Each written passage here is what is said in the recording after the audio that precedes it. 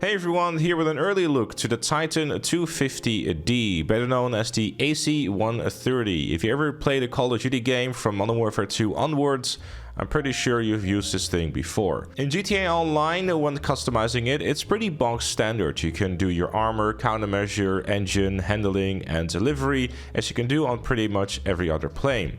Now, you might have noticed that there's no weapon options here. That's because they will come by default. The way that the Titan 250D works is rather interesting. By default, as a solo player, you'll be able to fly the plane and then have it go into a hover mode type of thing like you would with the Adventure, and then still use its 40mm gun. However, if you want to start using the other weapons, which is the 25mm, the 40mm, and the 105mm guns, you will need to be the passenger of the Titan 250D. Now, naturally, I got curious and I wanted to test out these cannons. So I did.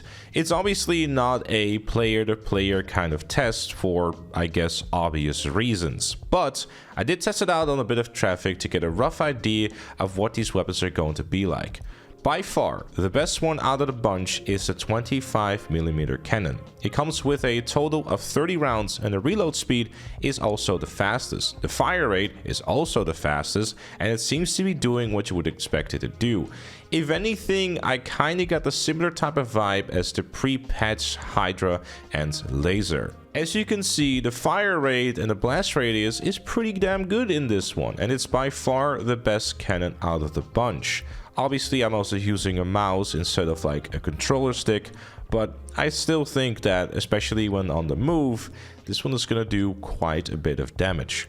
The 40mm gun, however, only has 5 rounds of the magazine, takes a little while to reload, and the blast radius doesn't seem to be all that good, as you have to be pinpoint on the vehicles themselves in order to get the explosive kill. The 105mm cannon, however, is by far the worst one. The reload time is extremely long, and well, the blast radius isn't really anything to, I guess, write home about.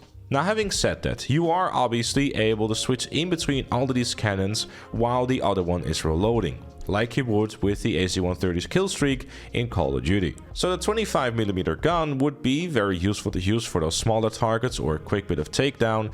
Those 40mm cannons would be useful to take down like larger vehicles, as I would assume but couldn't test, that those have a large impact on armored vehicles.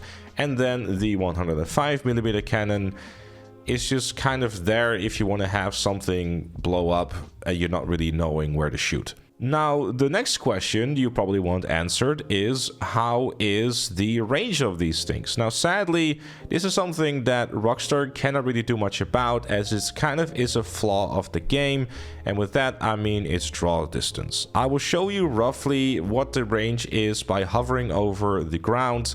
As you can see, it's not super impressive. It's not going to be one of those things where you're going to fly as high as the heavens and then rain death upon everyone. The range is sadly limited, and I would say it's probably in the same kind of range as you would have someone dive bombing you with a jet. It's not impressive, it's not amazing, but hey, this is where the best part probably of this plane comes in. Its armor.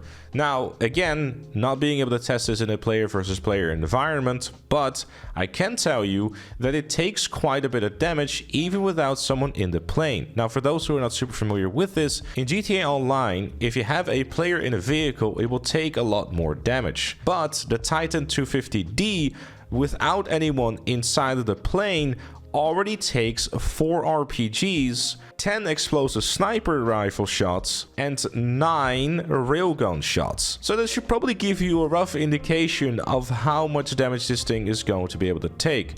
The Bambushka is now looking even more useless than it did before. So yeah, the Titan 250D is really one of those vehicles that is going to be a lot of fun to drive around with your friends inside a free roam and rain death upon literally everyone, because this thing is probably going to be a force to be reckoned with, and I'm very interested to see how it's going to shape up and shake up free roam whenever this does release, which is probably going to be in a couple of months time. But I hope you got some good first impressions on it.